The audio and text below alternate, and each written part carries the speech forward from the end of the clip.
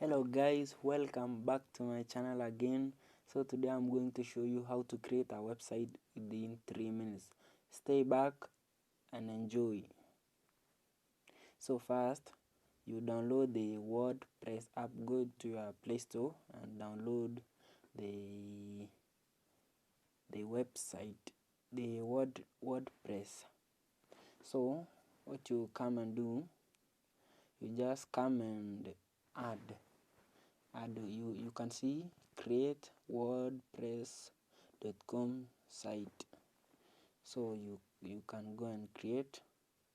So it depends on you, like maybe mine I can choose business, search domains. Maybe you can choose like blog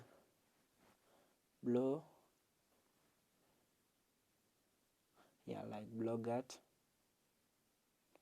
at blog, you can choose like that and then create a site. So the WordPress will automatically create your website for free. So you come and say this is how your website will look like.